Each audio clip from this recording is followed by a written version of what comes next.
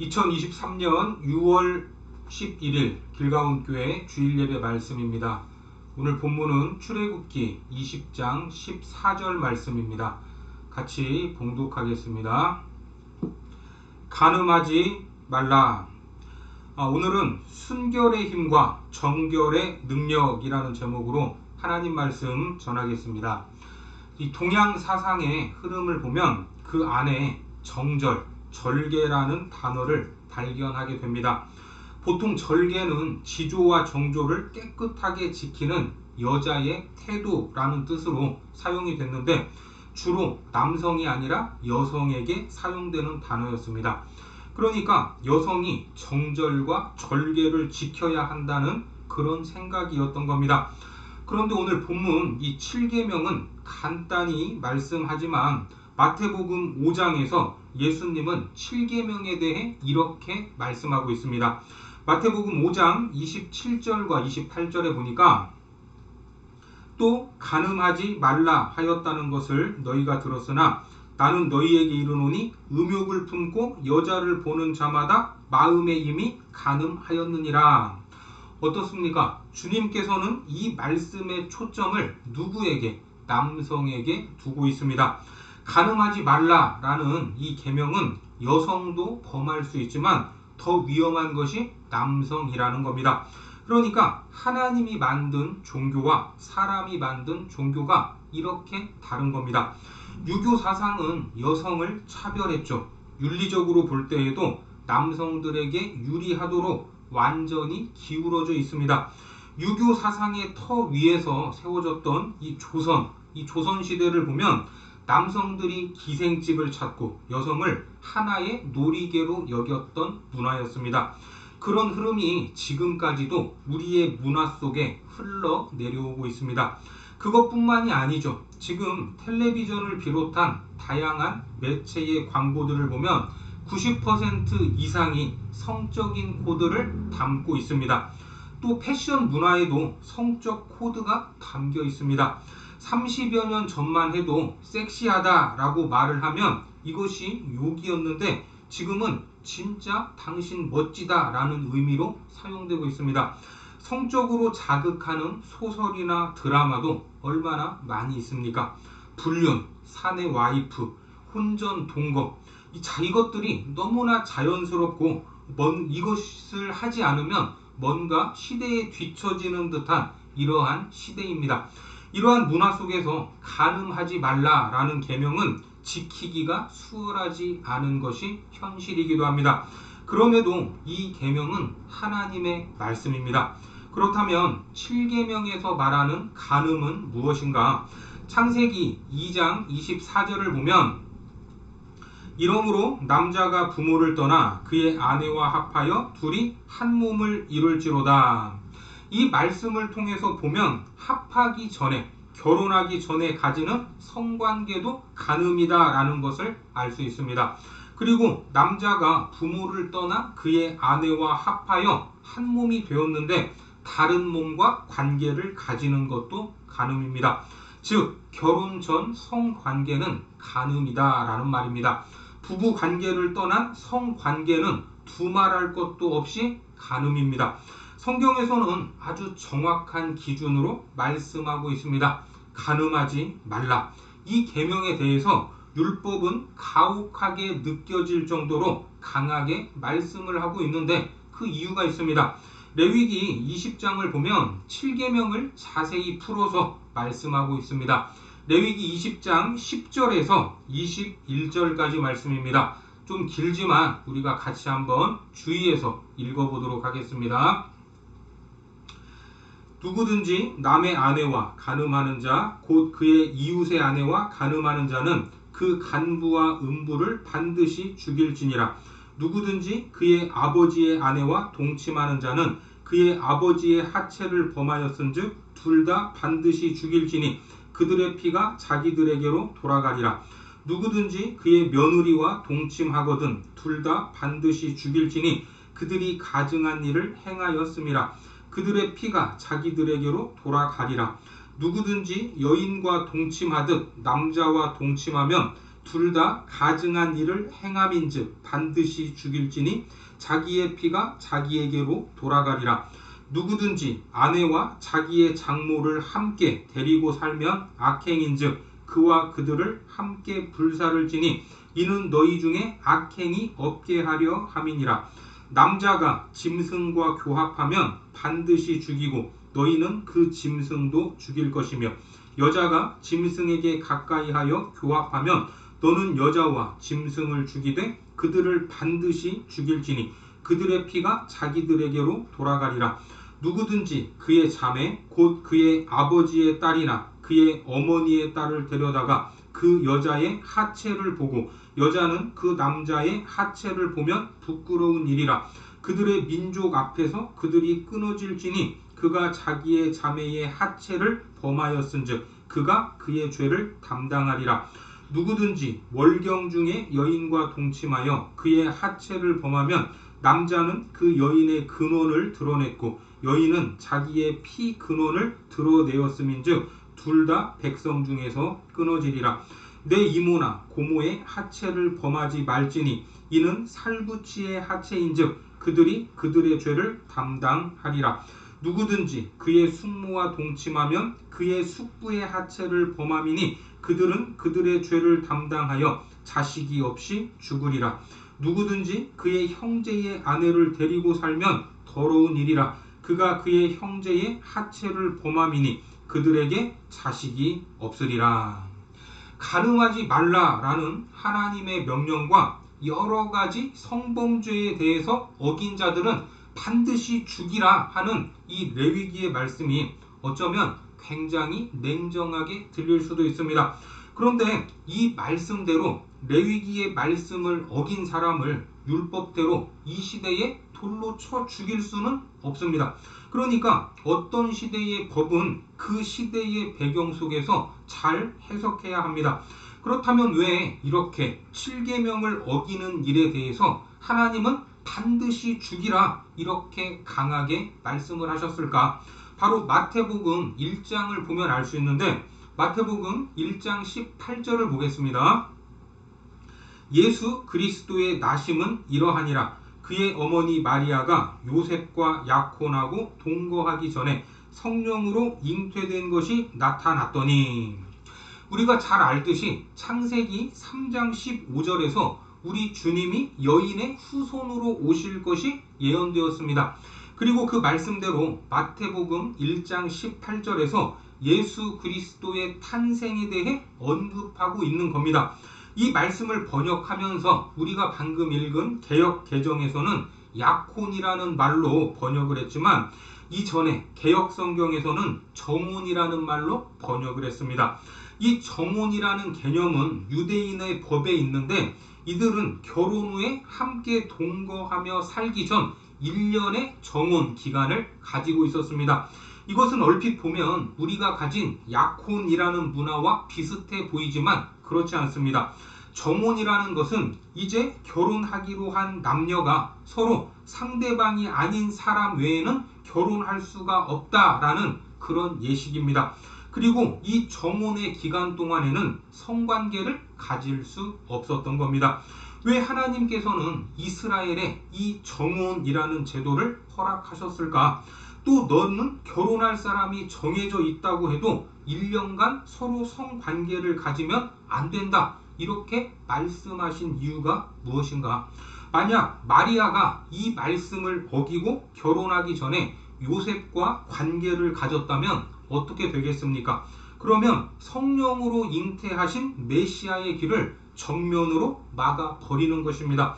그러니까 우리는 창세기 3장 15절에서 우리를 사랑하사 우리의 죄를 담당하실 구주를 보내실 때 여인의 후손으로 보내겠다라고 말씀하셨던 이 복음 속에서 레위기의 말씀을 이해해야 하는 겁니다.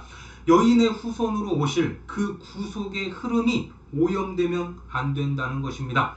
그러니까 정혼 기간, 결혼하기 전까지 성관계를 허락하지 않으셨던 것입니다. 너희는 간음하지 말라. 구주의 길을 열어가라. 구주가 오실 길을 지켜라. 이것이 7계명 간음하지 말라라는 말씀에 담긴 하나님의 마음인 겁니다. 참으로 완전한 복음이 아닐 수 없습니다. 한 걸음 더 나아가서 우리 주변에 성적으로 넘어지거나 성범죄를 저지른 사람들이 있으면 그들을 어떻게 대해야 합니까? 사람 취급을 하지 않죠. 보이지 않는 돌로 그들을 칠 때가 많습니다. 그런데 예수님께서는 무엇이라고 말씀하셨습니까? 너희 중에 죄 없는 자가 돌로 치라, 이렇게 말씀을 하셨습니다. 절대 돌로 치지 말라는 말입니다. 우리 또한 이런 예수님의 시각을 가져야 한다는 겁니다. 그렇다고 성적인 죄를 범해도 괜찮다라는 그런 말이 아닙니다. 주변이나 가족 중에, 형제 중에, 교우 중에 혹시 이런 간음죄가 드러나거든 심판하는 자리에 앉아서 돌을 들어 그들을 치지 말라는 겁니다. 이 말씀의 내용이 요한복음에 나오고 있습니다. 요한복음 8장 3절에서 5절까지를 보겠습니다. 서기관들과 바리새인들이 음행 중에 잡힌 여자를 끌고 와서 가운데 세우고 예수께 말하여 선생이여, 이 여자가 간음하다가 현장에서 잡혔나이다. 모세는 율법에 이러한 여자를 돌로 치라 명하였거니와 선생은 어떻게 말하겠나이까?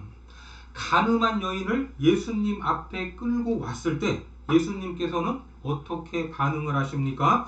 8장 6절에 보면 예수님께서 몸을 굽히고 땅에 무언가를 쓰시죠. 같이 봅니다. 그들이 이렇게 말함은 고발할 조건을 얻고자 하여 예수를 시험함이로라. 예수께서 몸을 굽히사 손가락으로 땅에 쓰시니. 여러분, 예수님께서 무엇이라고 쓰셨습니까? 답은 없습니다. 그러나 이 말씀을 깊이 묵상해 보면 간음하다가 현장에서 잡힌 여자에게 예수님은 무엇이라고 말씀을 하셨을까? 아마도 딸아, 내가 네 죄값을 치르려고 이 땅에 왔단다. 아마도 이 말씀일 가능성이 크지 않습니까? 그리고 일어나서 말씀하십니다. 너희 중에 죄 없는 자가 먼저 돌로 쳐라. 그리고 다시 몸을 굽혀 손가락으로 두 번째 글을 땅에 쓰시죠. 요한복음 8장 7절과 8절입니다. 그들이 묻기를 마지 아니하는지라 이에 일어나 이르시되 너희 중에 죄 없는 자가 먼저 돌로 치라 하시고 다시 몸을 굽혀 손가락으로 땅에 쓰시니. 저는 예수님께서 첫 번째로 바닥에 새기셨던 글은 복음이다 라고 생각을 합니다. 돌로 쳐 죽임을 당해야 마땅한 네가 지은 그 죄, 그 죄값을 내가 치르기 위해 이 땅에 왔다. 내가 지금 십자가를 향해 가고 있다. 그리고 두 번째로 쓰신 말씀은 아마도 이 말씀이 아닐까 생각을 합니다. 내 속죄의 복음을 네가 누리기를 원하냐? 너는 내 안에 거할 수 있겠느냐? 이것일 것 같습니다. 세상 사람들은 죄를 보고 여인을 돌로 치라고 합니다. 그러나 예수님은 그 여인의 아픔을 보고 있었던 겁니다. 이것이 복음 아닙니까? 간음하지 말라라는 이 계명 안에 이렇게 진한 복음이 담겨 있다 하는 것을 믿으시기 바랍니다. 여러분들 중에도 혹시 이런 상황을 마주할 수 있습니다. 배우자가 완전히 간음에 빠져 있어서 이렇게 해봐도 안 되고 저렇게 해봐도 안 되는 상황, 얼마나 실망스럽고 마음이 아픈 일입니까? 그렇다고 해서 성경을 보고 자녀들을 보면 이혼하기도 쉽지 않습니다. 이런 분들에게 주시는 하나님의 놀라운 메시지가 있는데 바로 구약의 호세아입니다. 호세아는 선지자였죠. 그런데 하나님께서 호세아에게 배우자로 고멜이라는 여인을 정해주시는데 그 여인은 음란한 여인이었습니다. 그래서 호세아가 반문을 하죠. 하나님, 제가 영적 지도자로서 음란한 여인과 살면서 어떻게 주님의 사역을 감당할 수 있겠습니까? 물론 하나님께서도 그 사실을 모르지 않았지만 그럼에도 그 여인을 데려다가 너의 아내로 삼으라고 하십니다. 호세아는 그 말씀에 순종하고 함께 살게 되는데 이 여인이 집을 나갑니다. 그리고 다른 남자를 만나서 자식을 다 키우고 있는 것입니다. 그런 상황에서 하나님은 호세아 선지자에게 뭐라고 하십니까? 호세아야, 가서 네 아내를 데리고 와라. 그리고 네 아내가 낳은 그 자녀들까지 데려와서 네가 키워라. 이렇게 이야기합니다. 호세아가 반문하지 않을 수 없죠. 하나님, 너무하시는 것 아닙니까? 여러분들이 생각해도 너무하신 그런 명령 아닙니까? 참으로 순종하기 힘든 일이 아닐 수 없습니다. 그런데 호세아는 이 과정을 통해서 느끼는 것이 있습니다. 영적으로 음란한 이스라엘을 끝까지 포기하지 않고 품고 가시는 하나님의 마음, 그 마음을 깨닫게 된 것입니다. 하나님, 나 어떻게 합니까? 간음에 빠져있는 배우자와 함께 살기가 너무나 어렵습니다. 주님께서는 이런 마음을 가지신 분들에게 말씀하십니다. 호세아서를 봐라. 그곳에 너는 힘을 얻을 수 있을 것이다. 배우자의 음란함을 네가 고칠 수는 없겠지만 네가 하나님의 마음을 가지면 네가 그 영혼을 품고 살 수는 있다. 그렇습니다. 사람은 의지할 대상이 아닙니다. 감싸줄 대상이고 보듬어줄 대상입니다. 그때 주님, 제가 하나님의 마음으로 살겠습니다. 이런 마음을 가지고 나아갈 때 하나님께서 말씀하십니다. 네가 내 마음을 가지고 살아갈 때 쓰라린 지옥과 같은 인생을 거뜬히 이겨내고 일어설 넉넉한 힘을 얻을 것이다. 그리고 더 나아가 같은 상처 속에서 시달리는 인생들에게 네가 버팀목이 되어줄 수 있을 것이다. 호세아가 상처받은 치유자로 세워갔듯이 내가 너를 그렇게 세워갈 것이다. 그래서 호세아서를 보면 음탕한 고매를 안고 살아가는 호세아의 쓰라린 아픔이 느껴집니다.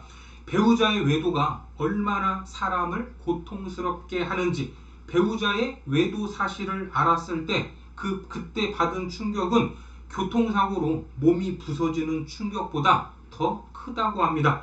따라서 우리는 간음하지 말라 하는 이 계명을 가슴에 새기고 이 말씀을 굳게 지켜야 할 것입니다.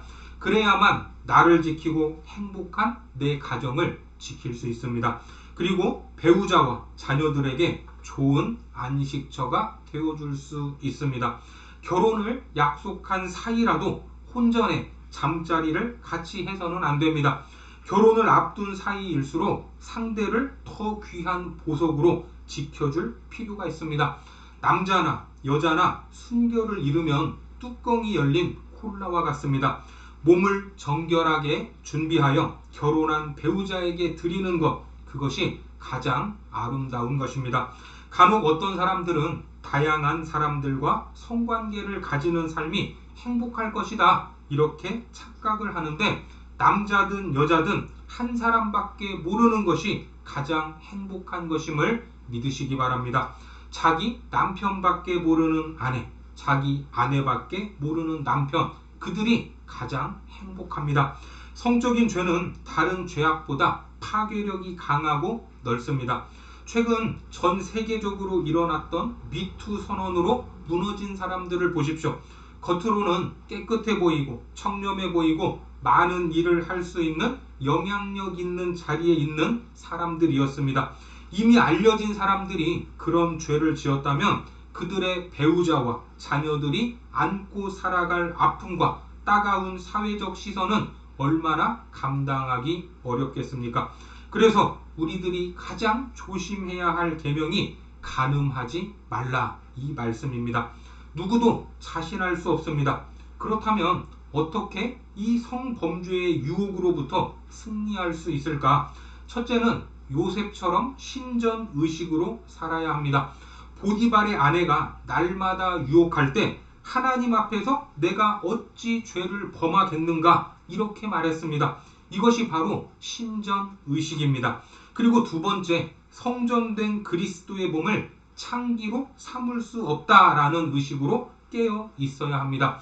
우리 그리스도인들은 예수님을 모시고 사는 그리스도의 몸이요 성령님을 모시고 사는 성전인 줄 믿으시기 바랍니다. 너희가 하나님의 성전인 것을 모르느냐, 이 말씀을 기억하시기 바랍니다. 그리고 세 번째, 성범죄의 유혹으로부터 승리하려면 무엇보다 우리의 눈을 조심해야 합니다. 성범죄는 눈으로부터 시작되기 때문입니다. 길을 걸으면서 눈이 이성에게로 향하면 위험합니다. 인터넷을 켰을 때 매력 있고 섹시해 보이는 이성에게 눈이 자꾸만 가면 위험합니다. 어느 유행가 가사처럼 한 번 보고 두 번 보면 자꾸만 보고 싶어집니다. 이렇게 눈길이 가는 곳에 마음이 가고 마음이 가는 곳에 생각이 머물게 되기 때문입니다. 이러한 삶이 반복되면 결국 몸까지 그곳을 향하게 된다 하는 것을 알아야 합니다. 그리고 네 번째, 이성적 음란한 유혹에 빠져 들어가지 않으려면 상상하지 말아야 합니다. 상상의 덫에 걸리면 헤어나오기 힘들기 때문입니다. 현재 우리가 살아가는 이 시대는 음란한 시대입니다. 7계명을 지키기에 매우 어려운 시기에 우리가 살아가고 있습니다. 다양한 미디어의 발달이 세상을 소돔과 고모라로 몰아가고 있습니다. 어느 사회나 어느 제국이나 성적 타락으로부터 무너지기 시작했습니다.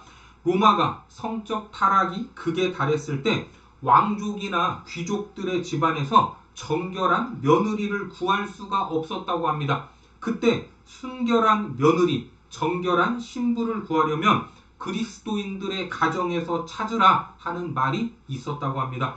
이렇게 해서 많은 그리스도인들의 딸들이 귀족과 왕족 집안의 며느리로 들어가게 되었던 겁니다. 이들을 통해 귀족 집안에 복음이 함께 들어간 것입니다. 이 결과 로마가 결국은 복음 앞에 무릎을 꿇었다라는 어느 역사가의 글이 있습니다. 음란한 이 시대 속에서 우리 모두가 이러한 인정을 받았으면 좋겠습니다.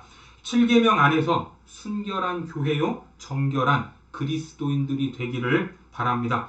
그래서 순결의 힘과 정결의 능력으로 세상에 선한 영향력을 드러내는 거룩한 백성들이 되시기를 주님의 이름으로 축원합니다. 기도하겠습니다. 하나님, 이 시대는 멸망 직전의 소돔과 고모라처럼 성적인 타락이 만연해 있음을 보게 됩니다. 각종 미디어를 통해 보는 것과 마주하는 유혹에 넘어지지 않도록 우리를 붙잡아 주옵소서. 또한 이 문제로 고통당하는 주의 자녀들을 위로하시고 주의 마음을 품고 넉넉히 이겨낼 수 있게 하셔서 이 음란한 시대를 순결함과 거룩함으로 이겨낼 수 있도록 인도하여 주옵소서. 예수님의 이름으로 기도드립니다. 아멘.